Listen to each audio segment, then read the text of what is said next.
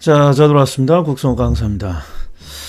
자, 요새 세상이 조금 수선하죠. 신종 코로나 바이러스다 뭐다.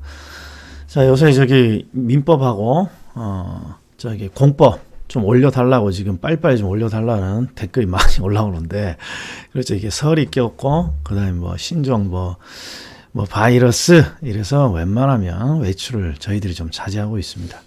강사들이라 사람 상대하는 강사들이라 요런 시기는 조금 피해줘야 됩니다. 자, 일단 복수 모의고사 이런 날 그냥 차분히 집에 앉아서 모의고사는 한번 풀어보자고요. 자, 일단 이게 지금 투자론에 대한 모의고사죠. 일단 올해 1월, 2월 달 수업 자료에서는 투자 분석 기법, 할인법과 비할인법은 일단 좀 나중으로 밀어놓자고요. 자, 투자론에서 가장 기본적인 내용들 제가 한번 선별해 봤습니다. 자, 10문제 모의고사 스타트 합니다. 자, 스탑하고 풀어보세요.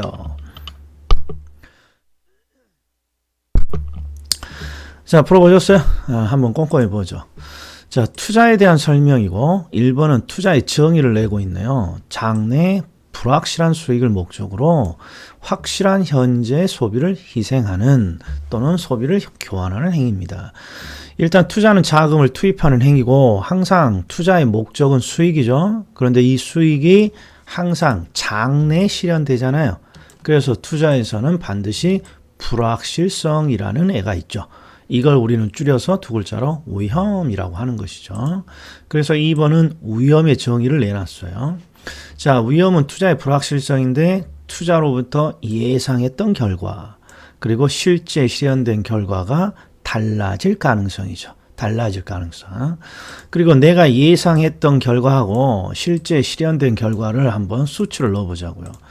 나는 예상을 20%를 얻을 거라고 예상했는데 실제 해봤더니 15%밖에 얻지 못했어요.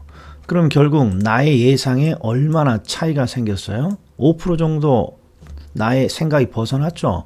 이런 5%에 벗어난 정도를 통계학에서는 분산 또는 나의 생각에 5%의 편차가 생겼습니다. 이 차이 5%를 5%가 분산됐다, 5%의 편차가 생겼다 이렇게 부르는 거죠. 그래서 투자의 위험은 통계학의 분산 또는 편차로 측정이 됩니다.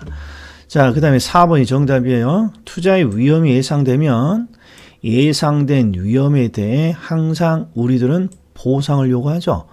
투자의 위험이 예상되면 싫어하는 위험에 대해서 반드시 보상을 요구하고 그 보상이 주어지면 투자를 하고 주어지지 않으면 투자를 하지 않습니다. 너무 중요한 문구죠. 그래서 제가 수업 중에는 심부름을 썼잖아요. 심부름 회피형 조카는 심부름을 싫어하니까 누군가가 심부름을 시키면 자신이 싫어하는 심부름에 대해서 반드시 대가 또는 보상을 요구하죠. 근데 뭐가 틀렸습니까? 여기 틀렸죠. 요게 위험을 싫어하는 회피형 투자자들의 행동인 것이죠.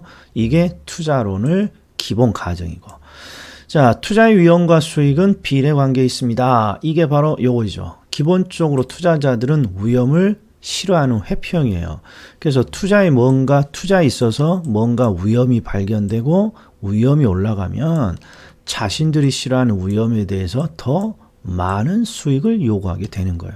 그래서 위험과 수익은 항상 함께 움직이는 비례관계에 있다. 이렇게 되는 거죠.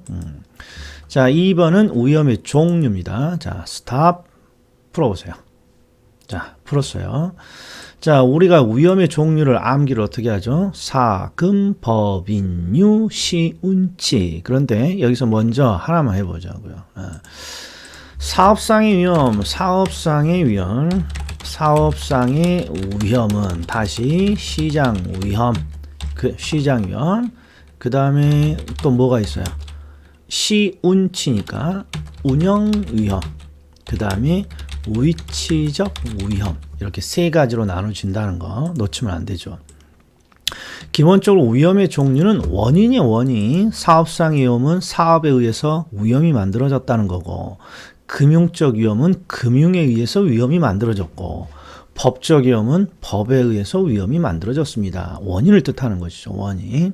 자, 그럼 해보자고요. 근로자의 파업, 영업 경비의 변동, 요놈은 운영 위험이죠. 운영 위험, 법적 위험이 아니라 반드시 기억해 줘야죠.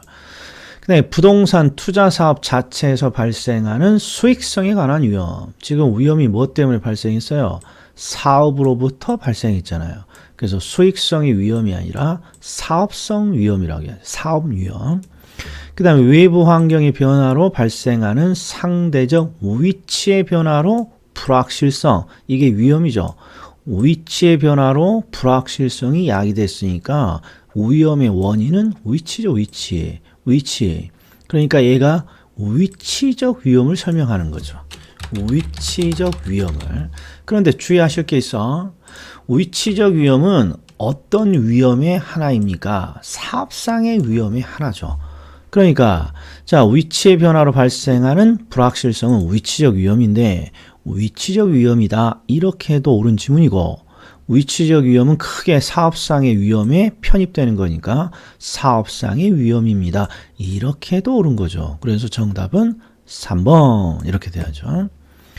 자, 부동산을 현금으로 전환하는 과정입니다. 그러면 유동성 또는 유동화 과정이죠. 그러니까 금융위험이 아니라 유동성 위험 이렇게 가야 되고 그 다음에 대출이 증감에 따라 금리 상승기에 추가적인 비용 부담이 발생합니다. 대출 때문에 뭔가 부담이 늘어났다는 거죠. 이게 유동성이 아니라 금융위험이죠. 그래서 여기는 제가 함정을 이렇게 팔았어요.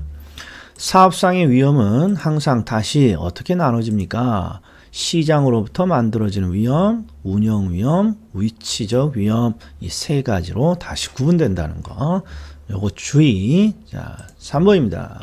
3번 풀어보세요. 요구 수익률에 꼭 맞춰야 된다. 자, 요구 수익률에 대한 거야. 요구 수익률은 1번은 정의를 묻고 있어요. 요구 수익률이란 투자자가 자금을 투자하기 위해 요구하는 최소한의 수익률. 요 최소한의 수익률이라는 건 최소한 요 정도는 보장이 되어야 한다. 요게 요구 수익률이죠. 모든 투자자는 투자를 할 때 자기 나름대로 최소한 투자가 요 정도는 보장해 줘야 돼. 요런 생각을 가지고 있어요. 요런 걸 우리는 투자자의 요구 수익률이라고 하죠. 시험에 잘 나오는 것은 2번. 요구 수익률의 구조.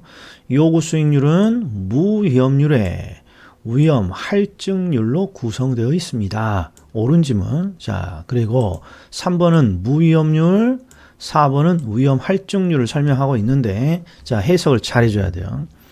일단 무위험률은 위험을 고려하지 않았다는 뜻이고 위험을 고려하지 않아도 일정 수익률을 요구하죠. 이 률이 요구 수익률이에요. 자, 그래서 무위험은 위험이 없더라도 투자자는 얼마간을 요구한다 이런 말이에요. 그 대표적인 무위험률이 예금이자죠. 대부분의 투자자들은 자금을 예금으로 이자 수익을 얻고 있어요. 그래서 예금을 찾아서 투자를 하기 위해서 투자 대안에게 최소한 야, 네가 예금 이자 정도는 최소한 보장해줘야 돼. 나 지금도 예금 이자 정도는 얻고 있으니까 이게 무위험률이죠. 무위험률. 그래서 3번 무위험률은 일반적으로 예금 이자율이고 예금 이자를 학자들은 시간의 대가라고 한다는 거. 이자라는 건 예금을 하고 기다려야만 받을 수 있는 대가예요. 그래서 이걸 시간에 대한 대가라고 하는 것이죠. 그 다음에 4번의 위험 할증률은 이렇게 해석이 돼야 돼요. 무위험률은 위험이 없더라도 투자자는 뭔가를 요구하는 거예요. 근데 4번은 위험이라고 시작했으니까 위험이 발견되면 투자자들은 요구하는 수익률을 어떻게 한다는 거죠? 할증, 올린다는 뜻이에요. 그러면 왜 위험이 예견이 되면 투자자들은 자신이 요구하는 수익률을 할증, 올릴까요? 그러면 그렇죠. 투자자들은 투자로는 기본적으로 투자자가 위험을 싫어하는 위험 회피형이라고 가정하기 때문이죠. 자, 그래서 대부분 시험 문제를 보면 항상 이렇게 적어져 있어요. 단, 위험 회피형 투자자를 가정합니다. 이건 바뀌지 않아요. 투자론의 기본 가정이니까. 그러니까 투자론에서는 기본적으로 투자자들이 위험을 싫어한다고 생각하니까 위험이 있으면 요구하는 수익률을 추가적으로 뭔가 올리는 거예요. 그리고 이건 투자 위험에 대한 대가를 요구하는 부분이죠. 즉 위험에 대한 대가를 의미합니다. 그래서 요구 수익률 항상 무위험률인 예금 이자율과 그다음 위험에 따른 대가를 뭔가 추가로 결합해서 요구 수익률이 결정되는 것이죠. 자, 2년 전에 시험에 여기 나왔죠. 위험 할증률이 상승하면 5번 요구 수익률은 어떻게 됩니까? 아니 당연히 요 두 개가 결합이 돼서 이렇게 결합이 돼서 요구 수익률이 결정되는 거니까 무위험률이 올라가도 요구 수익률은 올라가고 위험 할증률이 올라가도 요구 수익률은 올라가는 것이죠. 그래서 위험 할증률이 상승하면 요구 수익률도 상승하죠. 그리고 무위험률이 상승해도 요구 수익률은 상승한다. 이렇게 대답을 해줘야죠. 예. 자, 4번은 아파트의 기대 수익률 가장 기본적인 틀이죠. 자, 이 기대 수익률, 자, 스탑 풀어보세요. 자, 풀어보셨죠? 기대 수익률을 항상 이렇게 이 표를 설명할 수 있어야 돼요. 자, 표를 이렇게 설명하는 거죠. 내가 아파트에 투자했을 때 얼마의 수익을 얻을 수 있을까? 얼마의 수익을 얻을 수 있을까? 그럼 항상 부동산을 투자한 이후의 시장 상황. 투자 이후의 시장 상황이에요. 여기다 하나 적어놔야겠네. 투자 이후에 투자 이후의 시장 상황에 의해서 뭐가 결정이 되는 거예요? 내가 얻을 수 있는, 기대할 수 있는 수익이 결정되는 거예요. 항상 아파트에 투자해서 얼마의 수익을 얻을까요? 그러면 투자한 이후에 시장 상황이 결정을 하죠. 그래서 예를 들어서 자, 투자를 한 이후에 불황이라는 시장이 오면 내가 얼마를 얻어요? 5% 얻는 거고, 호황이라는 시장 상황이 오면 20%까지 얻는다겠죠. 자, 이걸 빨리 하는 방법은 일단 수익률의 퍼센트를 해석하지 말고, 자, 투자를 한 이후에 불황이 오면 나는 얼마를 얻어요? 5%를 얻는 거죠? 5%? 근데 이 5%를 얻을 가능성, 확률이 얼마밖에 안 돼요? 5%를 얻을, 자, 5%라고 하지 말고 5를 5개를 얻는다고 하죠. 5개. 이 5개를 얻을 확률 또는 가능성이 100%예요. 그럼 5개를 다 얻는 거예요. 근데 5개를 얻을 가능성이 몇 프로밖에 안 돼요? 20%. 20%면 5분의 1? 5분의 1밖에 안 되잖아요. 그러면 내가 확실히 얻을 수 있는 퍼센트는 1%가 되는 거죠. 1%. 자, 두 번째도 해볼까요? 보통 상황이 오면 나는 10개를 얻어요. 10개. 근데 10개를 얻을 가능성이 100%라면 10개를 얻지만 10개를 얻을 가능성이 40%밖에 안 돼요. 그러니까 10개, 40%, 몇 개? 4개를 얻는다는 거죠. 예. 자, 그 다음에 호황이 오면 나는 20개를 얻어요. 근데 20개를 얻을 가능성이 또 40%밖에 안 돼요. 20개, 40% 하면 8개. 예, 그래서 요 세 가지를 전부 다 합치면 5에 8이니까 13%가 되겠죠. 13%가. 자, 어떤 분이 이렇게 질문 주신 거 있어요. 5%에 20%가 1인지 바로 안 나와. 그러면 항상 확률을 수치로 바꿔서 계산하는 것도 괜찮아죠. 0.2. 예, 얘는 0.4. 얘는 0.4. 그냥 계산기로 5 곱하기 0.2 하면 1, 10 곱하기 0.4 하면 4, 20 곱하기 0.4 하면 8 해서 더해서 13% 이렇게 해도 되는 것이죠. 예. 자, 이번에는 투자와 관련된 다양한 내용이네요. 자, 스타트. 자, 부동산 투자에 관한 설명으로 틀린 거. 그리고 여기도 위험 회피형을 가정하고 있어요.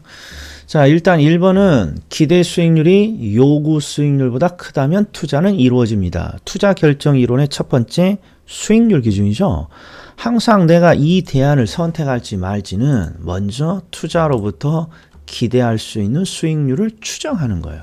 바로 이렇게 추정하는 거예요. 기대할 수 있는 수익을 추정한 다음에 이 기대 수익률이 높냐 낮냐를 무엇으로 판단하는 거예요. 투자자 자신의 요구 수익률로 판단하는 것이죠. 투자자의 요구 수익률. 그럼 한번 제가 이것도 가정을 해보죠. 우리 좀 전에 요구 수익률. 자, 투자자가요, 자신의 요구 수익률을 어떻게 결정하냐? 그러면 첫 번째, 내가 투자 자금을 가지고 있는데 투자 자금을 예금하고 있다고 해보지, 예금. 그럼 첫 번째, 나는 예금을 통해서도 예금이 2%대라고 하자고요. 나는 예금을 통해서도 2%의 수익은 지금 얻고 있잖아요. 그래서 투자 대안이 최소한 예금이자 2%는 보장해 줘야 되는 거예요. 자, 그 다음에 나는 위험 회피형이에요. 그래서 위험 회피형이기 때문에 위험에 대한 대가로 5% 정도는 추가로 보장해 줘야 뭔가 투자를 할 것 같아요.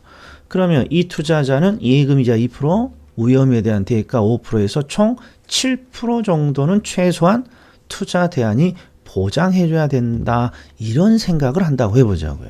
그러면 이 7%에 해당하는 이 요구 수익률이 모든 투자의 기대 수익률의 높고 낮음을 판단하는 기준이 되는 거예요. 나는 최소한 7%면 투자를 하겠다는 거예요. 그래서 7%보다 크면 그렇죠. 높은 기대 수익률이 되는 거고 7%에도 미치지 못하면 투자는 이루어지지 않는다는 것이죠. 예. 그래서 기대되는 수익이 요구 수익률보다 클 때 투자는 이루어진다. 자, 여기 평균분산 지배 원리를 설명하고 있어요. 평균분산 지배 원리는 두 가지 원리로 되어 있죠. 두 가지 원리. 첫 번째는 위험이 동일한 위험이라면 보다 높은 수익을 선택합니다. 이게 1번 원리. 두 번째 원리는 동일한 수익이라면 보다 낮은 위험을 선택합니다. 이렇게 두 가지 원리로 구성되어 있어요. 결국 어떤 말입니까? 투자자는 보다 높은 수익의 대안을 선택하고 위험은 보다 낮은 위험을 선택한다. 이런 말이에요. 수익은 높고 위험은 낮은 대안을 선택한다는 원리입니다. 이것도 맞았네요. 자, 그 다음에 3번, 4번, 5번은 요거 두 문자가 떠올라야죠. 요게 제면 뭐예요?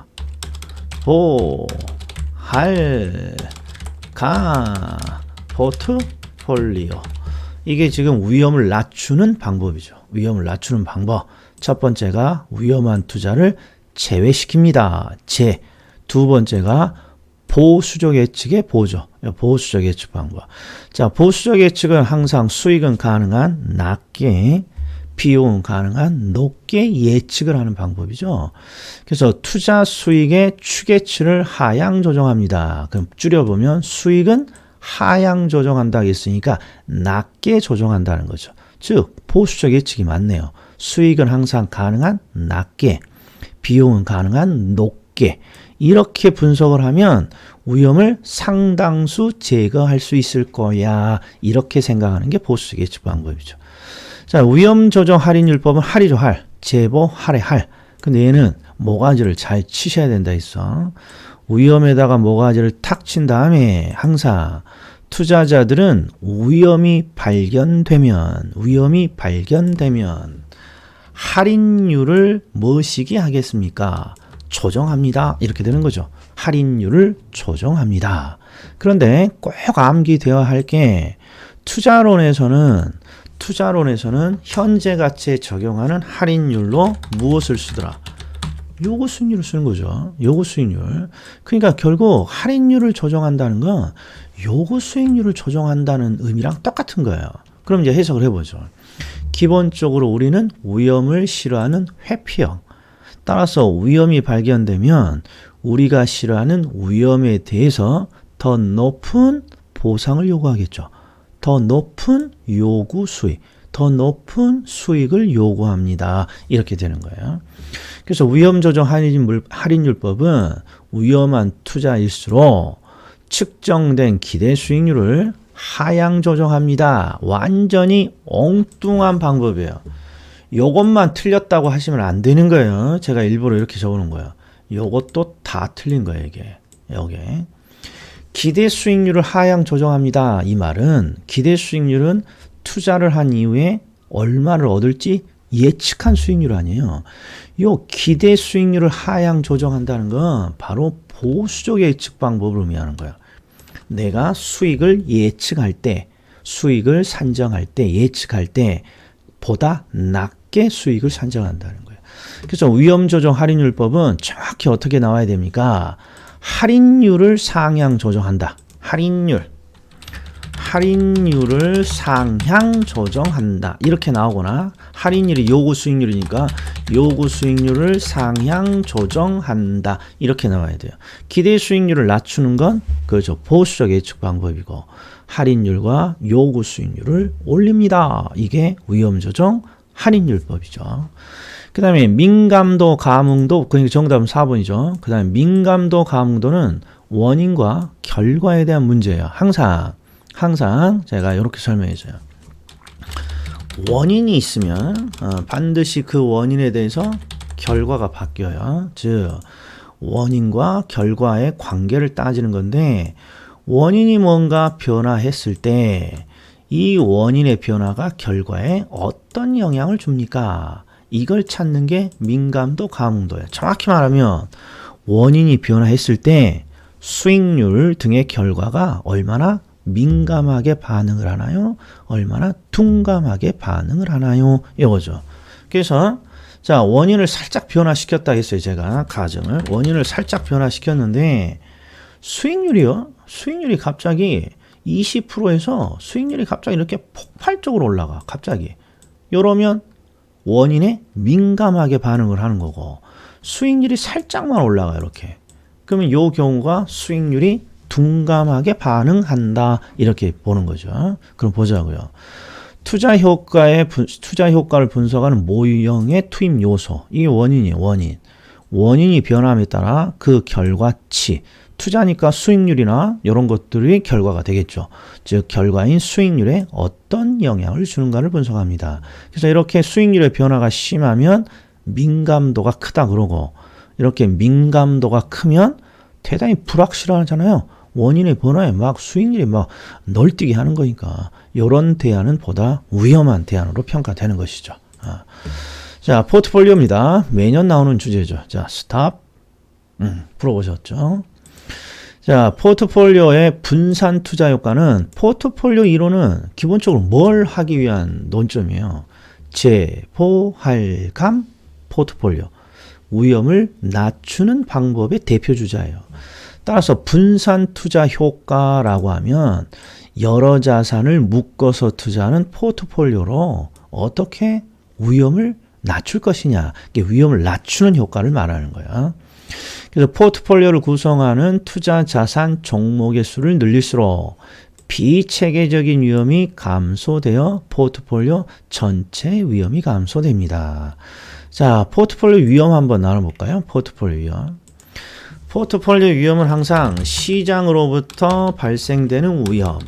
얘는 포트폴리오로도 절대 제거할 수 없죠. 그래서 너는 참 독한 놈이야. 체계적 위험이라고 하는 것이죠. 그런데 개별 자산이 가지고 있는 위험.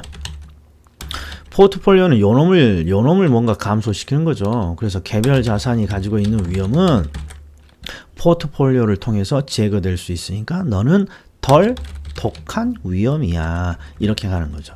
그래서 항상 시체계적 위험과 비체계적 위험으로 나누고 포트폴리오는 문구 그대로 덜 체계적인 놈을 제거시키는 것이죠.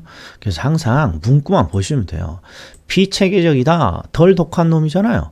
그러니까 무조건 감소라고 되어 있으면 옳은 지문이죠. 체계적 위험이라고 나오면 감소되면 안 되는 것이고요. 자, 포트폴리오 전략에서 구성 자산 간 수익률이 반대 방향으로 움직입니다. 자, 포트폴리오는 기본적으로 어떤 자산끼리 묶는 거예요? 서로 다른 자산끼리 묶는 것이죠. 이게 포트폴리오 자산 구성의 원칙인데 투자론에서는 서로 다르다라는 걸 도대체 무엇으로 확인합니까? 그러면 수익률의 방향으로 찾죠. 수익률이 같이 올라가고 같이 올라가거나 같이 떨어지면 수익률의 측면에서 외형이 다르더라도 비슷한 자산이라고 보는 거예요. 그런데 수익률의 측면에서 한쪽이 수익률이 올라갈 때 한쪽이 수익률이 떨어지는 이런 반비례 관계에 있다면 이럴 때 투자론은 서로 다른 자산이라고 하는 거죠. 명심하셔야 돼요. 항상 투자론에서는 오징어를 투자했냐, 꼴뚜기를 투자했냐, 대구 명태를 투자했냐 이런 건 아무 상관없어요. 아무 상관. 왜? 수익이 중요하니까. 그래서 수익률의 변화 방향이 유사하게 움직이면 유사한 자산. 수익률의 변화가 전혀 다르게 움직이면 상반되게 움직이면 서로 다른 자산이라고 해야죠. 그런데 여기는 지금 수익률이 반대 방향으로 움직인다고 되어 있어요. 반대 방향. 그러니까 수익률의 측면에서는 서로 다른 자산이구나. 이렇게 생각해야죠. 그리고 서로 다른 자산이니까 이런 자산들을 묶으면 효과가 좋겠지. 이렇게 추정해 줘야 된다. 자, 효율적 전선은 암기하셔야죠. 효율적 전선은 평균 분산 지배 원리로 선택된 포트폴리오. 평균 분산 지배 원리로 선택되었으니까 동일한 수익이라면 최소의 위험을 나타내고 동일한 위험이라면 최대의 수익을 얻는 포트폴리오의 집합이겠죠. 그리고 항상 포트폴리오 논점 마지막 세 번째가 뭐예요? 투자자는 효율적 전선과 투자자 자신의 무차별 곡선이 접하는 지점에서 최적의 포트폴리오가 결정됩니다. 이게 바로 5번이죠. 5번. 자, 효율적 전선과 투자자의 무차별 곡선이 접하는 지점이 결국 최적의 포트폴리오입니다. 자, 효율적 전선이라는 건 수많은 포트폴리오 중에 평균 분산 지배 원리로 찾아낸 집합이죠. 바로 요노. 최소의 이용과 최대의 수익을 얻는 포트폴리오를 묶어놓은 거예요. 그리고 여기서 우리는 내 마음에 드는 걸 선택하는데 이 투자자의 무차별 곡선이 얘는 알 필요 없다 했어요. 우리 수준을 넘어가니까 이게 바로 투자자의 투자 성향을 나타낸다라고 했어요. 그래서 이 효율적인 포트폴리오 중에서 투자자의 투자 성향에 맞는 거 그게 바로 접하는 지점이죠. 그놈을 선택한다라고 되어 있는 거죠. 그럼 정답이 4번 같네요. 투자 자산의 상관계수가 플러스 1이라면 이건 제가 암기 코드 하려고 노는 거예요. 자, 플러스 1이 나옵니다. 그러면 마트에 가서 물건을 살 때 1 플러스 1이라고 적어져 있어. 마트에 1 플러스 1. 그러면 1 플러스 1은 똑같은 물건 하나 더 준다는 거예요. 서로 다른 자산을 하나 더 준다는 거예요. 똑같은 놈 더 준다는 거죠. 그래서 상관계수가 플러스 1이면 1 플러스 1이야? 하나 더 준다는 거네. 똑같은 거. 그런데 똑같은 거니까 이 자산은 묶으면 위험을 절감시키는 효과가 있다 없다. 위험 절감 효과는 하나도 없어 보여요. 이게 플러스 1의 의미죠. 플러스 1의 상관계수고. 자, 그리고 7번은 상관계수를 제가 하나 넣어놨어요. 이게 화면에 다 안 나와요. 그래서 문제 한번 읽어드릴게요. 제시된표는 두 자산 사이의 상관계수를 측정한 것이에요. 여기에 있는 게 제가 가상으로 만든 요 상관계수예요. 자, 그리고 상관계수를 보고 문제를 한번 풀어보자고요. 자, 첫 번째. 상관계수는 서로 상관계관이에요. 서로 관계를 뭔가 측정하는 건데 어떤 관계입니까? 그러면 수익률의 두 자산의 수익률의 관계를 따지는 거예요. 수익률의 관계. 아파트의 수익률과 다세대 주택의 수익률의 관계를 따져서 측정한 게 여기에 있는 상관계수 0.9이라는 거죠. 그 다음에 상관계수는 플러스 1부터 마이너스 1부터 플러스 1 사이의 값을 갖습니다. 이건 암기해 주셔야 돼. 그래서 이 두 가지는 일단 암기해 주셔야 돼요. 상관계수는 포트폴리오에서 대단히 어려운 지표예요. 수식만 한 3줄 넘어가. 그러니까 딱 요 정도 암기하면 되는 거예요. 더 이상 할 필요 없어요. 단 이제 해석을 할 수 있어야 되는데 해석을. 자, 3번 보시죠. 아파트와 다세대 주택 상관계수가 플러스가 나왔어요. 플러스. 자, 아파트와 다세대 주택의 상관계수가 플러스가 나왔다는 건 일단 비례관계라 그랬죠. 비례관계.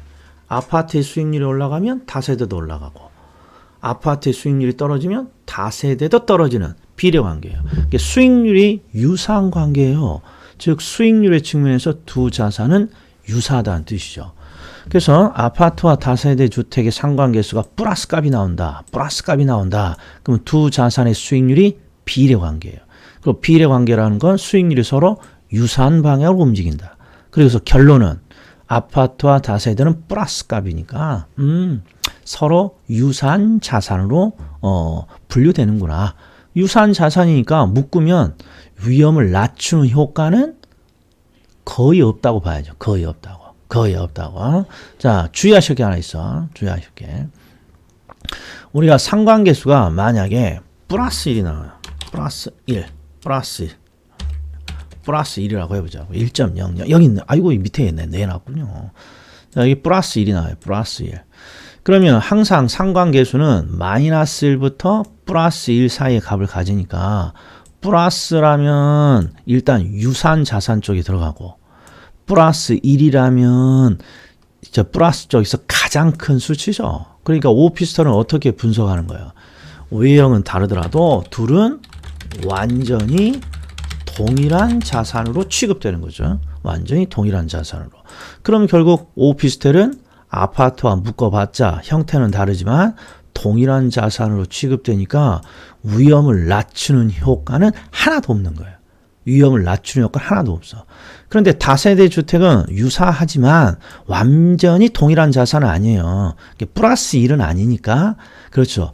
효과는 적지만 위험을 낮추는 효과는 있는 것이죠. 요거 주의하셔야죠.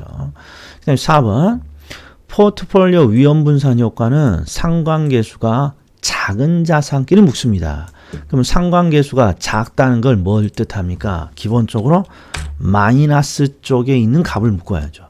이항이면 가장 작은 마이너스 1에 가까운 수치의 자산을 묶어야죠. 그러니까 지금 마이너스 쪽이니까 지금 채권과 주식 둘 중에 하나를 묶으면 되는 거예요.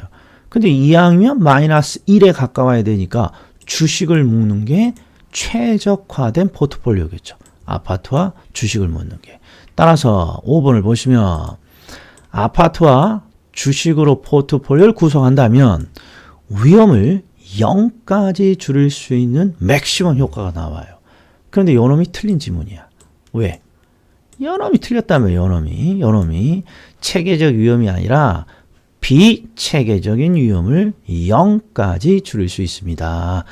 아주 잘 나온 허무한 논점이죠. 겁나게 상관계수 나름 분석을 해놨더니 결국 정답이 체계적인 위험은 줄일 수 없고요. 포트폴리오는 비체계적인 위험만을 감소 또는 제거할 수 있습니다. 이놈이 아주 미친 듯이 나오는 정답이죠. 자, 투자의 현금 흐름 분석이에요. 투자의 현금 흐름 분석. 유효총소득을 묶고 있네요. 그럼 유효총소득의 공식을 찾으라는 거죠. 가능총소득에서 공실, 불량부채를 가산하고 찾아냈습니까? 여기 틀렸죠. 공실과 불량부채를 차감해야죠. 그리고 기타 소득을 더해서 산정한 소득이죠. 그 다음에 두 번째는 순영업소득을 묶고 있네요. 순영업소득. 순영업소득은 유효총소득에서 은행에 갖다 바치는 부채 서비스액을 차감한 소득입니다. 그럴듯하죠? 뭐가 틀렸어요? 여러분이 틀렸죠? 여러분이 유효총소득에서 뭘 빼요? 영업 경비를 빼는 거죠. 이게 이런 게 의외로 암기를 하고 있지만 또 문장으로 보면 바로 안 떠요. 유효총소득이 나오면 항상 제가 한숨을 쉬라 그랬죠. 왜? 이제 벌 건 다 벌었으니까. 그래서 지출 항목 세 가지가 나와야죠. 영업경비, 은행에 갖다 바치는 부채 서비스에 국가에 삥 뜯기는 영업소득세. 영업경비를 빼면 순. 부채 써니까 서비스액을 빼면 세전. 영업소득세를 빼면 당연히 세후일 것이고. 그래서 유효총소득에서 영업경비를 빼면 순영업소득. 부채 서비스액을 순에서 부채 서비스액을 차감하면 세전. 이게 돼야죠. 이것도 틀렸어요. 그 다음에 매각 시점에 미상환 대출 잔액이 있어요. 자, 그러면 얘는 보유기간의 현금 흐름이 아니에요. 매각 시점이니까 매각 시점. 그럼 매각 시점도 한번 복수 한번 해볼까요? 매각 시점. 항상 매각 시점에서 총 소득은 무엇으로 얻는 거야? 무엇으로? 매도 가격. 매도 가격이 총소득이죠. 5억에 매도했으면 5억이 총소득이죠. 그리고 나서 이제 지출 항목을 찾아내야죠. 지출 항목. 근데 지출 항목 세 가지가 뭔가요? 매도니까 매도 경비. 그 다음에 아직 상환하지 않은 미상환 저당 잔금. 그 다음에 이번에는 매도니까 양도소득세 이렇게 내는 거죠. 양도소득세. 여기에 떠올라야죠. 그래서 매도 경비를 빼면 순매도소득, 미상환 저당 잔금을 빼면 세전 지분복귀액. 여기는 지분복귀액이죠. 양도소득세를 빼면 세후 지분복귀액 이렇게 되는 것이겠죠. 자, 그래서 보자고요. 매각 시점에서 미상환 대출 잔액이 있다면 순매도소득과 세전 매각 현금은 누가 더 작습니까? 순매도소득에서 뭘 빼야? 미상환 저당 잔금을 빼면 세전이죠. 그러니까 은행에 갖다 바치는 걸 빼면 전부 다 세전이에요. 은행에. 부채 서비스액을 뺍니다. 그럼 일단 세전이에요. 은행에 갖다 주는 거니까. 미상환 대출 잔액, 미상환 저당 잔금을 갖다 바칩니다. 뺍니다. 그러면 은행이니까 세전이에요. 세전. 순매도소득에서 미상환 대출 잔액을 빼면 세전 매각 현금 흐름인데 잔액이 있다고 돼 있으니까 당연히 누가 크다고 돼야 된다. 순매도소득이 크다고 돼야죠. 그 다음에 순영업소득과 세전현금 수지는 동일할 수 있나요? 아주 잘 나오는 거죠. 잘 나오는 거죠. 자, 보자고요. 순영업소득에서 은행에 갖다 바치는 부채 서비스 빼면 세전현금 수지잖아요. 세전현금 수지. 근데 만약에 내가 대출을 받지 않았어요. 그러면 요 부채 서비스액이 없는 거 아니에요. 그러면 순영업소득과 세전현금 수지는 동일할 수 있죠. 그리고 순영업소득과 세전현금 수지 차이는 뭐고? 영업경비입니다. 그래서 정답은 순영업소득과 세전현금 수지 차이는 영업경비 아니죠. 아유, 저도 함정에 빠졌네. 항상 세전현금 수지 나오면 은행에 갖다 바치는 부채 서비스에. 그래서 정답은 4번. 요거 우리 제 필기 노트에 있는 거 제가 조금만 수정해 놓은 건데 막상 시험에 나오면 빨리 찾기가 쉽지 않다. 자, 하나 더. 영업 경비에 해당하는 항목을 찾으세요. 웜에 또 표시가 되어 있네. 영업 경비가. 자, 영업 경비에 해당하는 거 일단 시험에 자주 나오는 거 바로 볼까요? 자, 유지비, 수선비의 대표적인 영업 경비죠. 그리고 우리가 흔히 말하는 관리비죠. 전기, 수도, 가스. 그 다음에 화재보험료. 그리고 이런 걸 보세요. 지금 여기에 세금이 지금 3개가 나와요. 취득세, 재산세, 그 다음에 영업소득세. 그리고 하나가 더 뭐가 있을까요? 우리 시험에 나올 만한 게. 양도소득세. 자, 그럼 보세요. 항상 영업경비는 영업이 임대차를 뜻하니까 임대차 활동에 필요한 경비예요. 임대차 활동에 필요한 경비는 반드시 보유세인 재산세 말고는 나머지는 들어가지 않는다는 거죠. 재산세는 영업경비에 들어가지만 취득세나 영업소득세, 양도소득세는 영업경비가 아닙니다. 이거죠. 당연히 공실은 다른 항목이니까. 그래서 영업경비는 3가지가 되겠네요. 정답은 니은, 리을, 미음 5번이네요. 10번. 자, 지금 제목을 먼저 보시고 문제가 잘려서 세후 지분 복귀액이에요. 그럼 힌트, 세후 지분 복귀액 힌트, 보유기간이에요? 기간말이에요? 기간말. 그렇죠. 기간 말에 현금 흐름을 묻고 있는 것이죠. 그리고 몇 개입니까? 물어봤어요. 이건 수업 중에 풀었던 내용인데 그냥 제가 몇 개가 필요한지 물어봤어요. 자, 그럼 보자고요. 자, 세후 지분 복귀액은 기본적으로 세후 지분 복귀액은 시작이 기간 말이니까 뭘로부터 들어가요? 매도 가격. 매도를 통해 얼마가 얻었습니까? 매도 가격. 그리고 매도 가격에서 지출 항목 3가지를 찾아야죠. 항상 흐름이 영업경비 아니고 매도니까 매도경비고, 원리금 상환액은 부채 서비스액이죠. 부채 서비스액이 아니라 미상환 저당 잔금이고, 영업소득세가 아니라 매도 있으니까 양도소득세고. 그래서 기간 말에 지출 항목은 두 문자를 따서 암기하는 것도 괜찮하다 그랬어요. 매도 경비, 미상환, 저당장금, 양도소득세. 그래서 매미세 이렇게. 그래서 기간말은 매도 가격에서 매미세를 뺀 것이죠. 그래서 정답은 3개 이렇게 된 거 3개. 그럼 다시. 자, 세후 지분 복귀액이 아니라 현금 수지, 보유기간의 현금 수지를 구하기 위해서는 뭐가 필요하나요? 그러면 가능 총소득 필요하겠죠. 가능 총소득. 그리고 공시를 고려해야죠. 그럼 유효 총소득. 영업 경비를 고려하면 순. 원리금 상환액이 부채 서비스액이니까 요거 고려하면 세전. 영업소득세 빼면 세후. 그래서 5개가 필요하겠네요. 5개가. 자, 여기까지. 자, 항상 제가 단계별로 모의고사를 만들어내고 있으니까 모의고사에 자꾸 문제풀이에 자꾸 친숙해져야 된다. 여기까지입니다. 자, 다음에 뵙겠습니다.